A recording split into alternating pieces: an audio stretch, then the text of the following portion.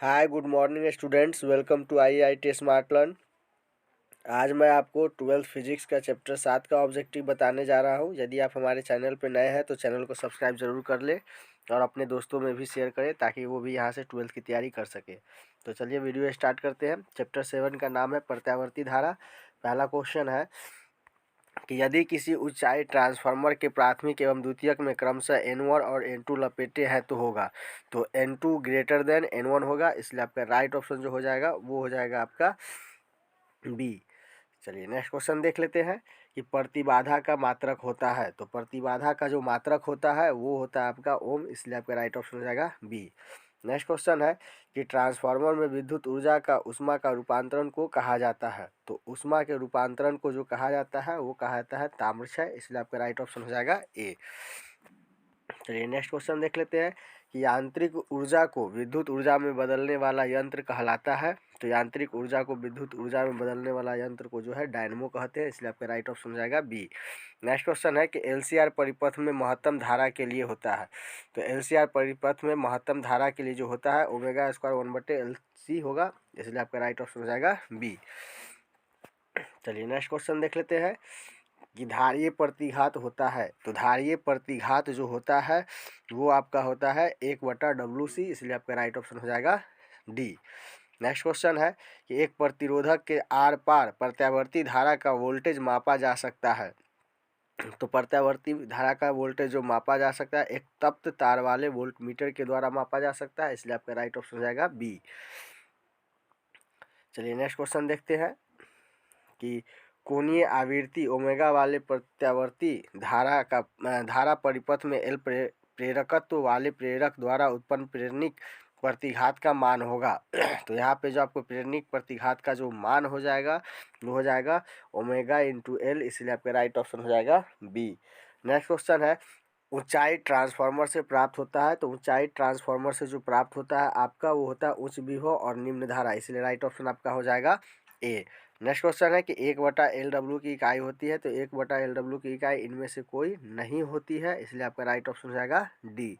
चलिए next question देखते हैं कि एक प्रत्यावर्ती धारा का समीकरण है I = 60 sin πt बटे धारा का वर्ग माध्य मूल मान तथा आवृत्ति होगी। तो यहाँ पे जो आवृत्ति हो जाएगी वो हो जाएगी 30√A जो है वो धारा का मान हो जाएगा और आवृत्ति जो हो जाएगी वो 50 हर्ट्ज हो जाएगा, इसलिए आपका राइट ऑप्शन हो जाएगा बी। नेक्स्ट क्वेश्चन है कि प्रत्यावर्ती धारा निम्न में से कौन सा प्रभाव प्रदर्शित करती है। तो प्रत्यावर्ती धारा जो है वो ऊष्मीय प्रभाव प्रदर्शित करती है, इसलिए आपका राइट ऑप्शन हो जाएगा बी। चलिए नेक्स्ट क्वेश्चन देखते हैं कि आधे चक्र में प्रत्यावर्ती धारा का माध्य मान होता है। तो आधे चक्र में प्रत्यावर्ती धारा का माध्य मान जो होता है वो 2I0/पाई होता है, इसलिए आपका राइट ऑप्शन हो जाएगा बी। नेक्स्ट क्वेश्चन है कि किसी प्रत्यावर्ती परिपथ में धारा 1 = 5 cos W वाट एम्पियर तथा विभव V = 200 sin वाट वोल्ट है, परिपथ में शक्ति हानि होगा।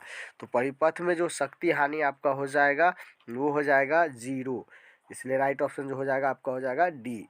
नेक्स्ट क्वेश्चन है कि प्रतिघात या रिएक्टेंस का मात्रक है। तो प्रतिघात का जो मात्रक है वो हो जाएगा आपका ओम, इसलिए राइट ऑप्शन हो जाएगा ए। चलिए नेक्स्ट क्वेश्चन देखते हैं कि अपचाई ट्रांसफार्मर में कौन सी राशि घटती है। तो अपचाई ट्रांसफार्मर में जो है वो आपका वोल्टेज जो है वो घटती है, इसलिए आपका राइट ऑप्शन हो जाएगा बी।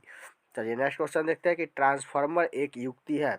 ट्रांसफार्मर एक कैसी युक्ति है। तो ट्रांसफार्मर जो है वो AC वोल्टता बढ़ाने या घटाने के लिए युक्ति है, इसलिए आपका राइट ऑप्शन हो जाएगा डी।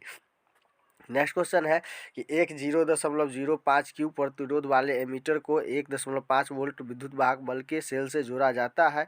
अगर 2.0 एम्पियर की धारा परिपथ में बहती है तो सेल का आंतरिक प्रतिरोध होगा। तो यहाँ पे जो सेल का आंतरिक प्रतिरोध हो जाएगा वो 0.7 ओम हो जाएगा, इसलिए आपका राइट ऑप्शन हो जाएगा डी। चलिए नेक्स्ट क्वेश्चन देखते हैं कि यदि L प्रेरकत्व R प्रतिरोध तथा C संधारित्र की धारिता हो तो L/R तथा RC का विमीय सूत्र होगा। तो यहाँ पे जो आपका बीमीय सूत्र हो जाएगा वो हो जाएगा m पर पावर 0 l पर पावर 0 t, m पर पावर 0 l पर पावर 0 t, इसलिए राइट ऑप्शन हो जाएगा आपका डी। राइट ऑप्शन जो हो जाएगा आपका वो हो जाएगा डी यहाँ पे। चलिए नेक्स्ट क्वेश्चन देख लेते हैं कि प्रत्यावर्ती धारा परिपथ में अनुनाद की अवस्था में धारा और विद्युत वाहक बल के बीच की कलांतर होता है। तो यहाँ पे जो आपका कलांतर हो जाएगा वो हो जाएगा 0, इसलिए आपका राइट ऑप्शन हो जाएगा डी। चलिए नेक्स्ट क्वेश्चन देख लेते हैं कि गैल्वेनोमीटर को बनाने में ज़रूरत होता है। तो गैल्वेनोमीटर को बनाने में जो ज़रूरत होता है वो उच्च प्रतिरोध का होता है, इसलिए आपका राइट ऑप्शन हो जाएगा ए, उच्च प्रतिरोध। चलिए नेक्स्ट क्वेश्चन देखते हैं कि एक पूरे चक्र में प्रत्यावर्ती धारा का माध्य मान होता है। तो एक पूरे चक्र में प्रत्यावर्ती धारा का जो माध्य मान होता है वो 0 होता है, इसलिए आपका राइट ऑप्शन हो जाएगा ए। चलिए नेक्स्ट क्वेश्चन देखते हैं कि एक प्रत्यावर्ती धारा की शिखर वोल्टता 440 वोल्ट है, इसकी आभासी वोल्टता होगी। तो इसकी आभासी वोल्टता जो हो जाएगी वो हो जाएगी 220√2 वोल्ट, इसलिए आपका राइट ऑप्शन हो जाएगा सी। चलिए नेक्स्ट क्वेश्चन देखते हैं कि आभासी धारा होती है। तो आभासी धारा जो होती है वो शिखर धारा बटे रूट होती है, इसलिए √2 होती है, इसलिए आपका राइट ऑप्शन हो जाएगा सी। नेक्स्ट क्वेश्चन है कि तप्त तार एमीटर मापता है प्रत्यावर्ती धारा का। तो तप्त तार एमीटर जो है वो प्रत्यावर्ती धारा का मूल औसत वर्ग मान को मापता है, इसलिए आपका राइट ऑप्शन हो जाएगा सी। नेक्स्ट क्वेश्चन है कि हेनरी मात्रक होता है। तो हेनरी जो मात्रक होता है वो आपका प्रेरकत्व का होता है, इसलिए आपका राइट ऑप्शन हो जाएगा बी। नेक्स्ट क्वेश्चन है कि LCR परिपथ में विद्युत अनुनाद होने की आवश्यकता शर्त है। तो विद्युत अनुनाद होने की आवश्यक शर्त जो है वो आपका है कि ओमेगा L बराबर 1/ओमेगा C, तो इसलिए आपका राइट ऑप्शन हो जाएगा ए। नेक्स्ट क्वेश्चन है कि प्रत्यावर्ती धारा परिपथ में शक्ति व्यय होती है। तो यहाँ पे शक्ति व्यय जो होती है वो आपका हो जाता है केवल प्रतिरोध में, इसलिए आपका राइट ऑप्शन हो जाएगा ए। चलिए नेक्स्ट क्वेश्चन देख लेते हैं कि प्रत्यावर्ती धारा के मूल माध्य वर्ग मान और इसके शिखर मान का अनुपात होगा। तो यहाँ पे जो इसका अनुपात हो जाएगा वो हो जाएगा 1/√2, इसलिए आपका राइट ऑप्शन हो जाएगा बी। नेक्स्ट क्वेश्चन है कि एक प्रत्यावर्ती विद्युत धारा का समीकरण I बराबर 0.6 साइन थीटा साइन 100πt से निरूपित होता है। विद्युत धारा की आवृत्ति होगी। तो यहाँ पे जो विद्युत धारा की आवृत्ति हो जाएगी हो जाएगा 50, इसलिए आपका राइट ऑप्शन हो जाएगा बी। इस तरीके से मैंने आपको फिजिक्स का चैप्टर 7 कंप्लीट करा दिया है। आज के वीडियो में इतना ही, मिलते हैं नेक्स्ट वीडियो में।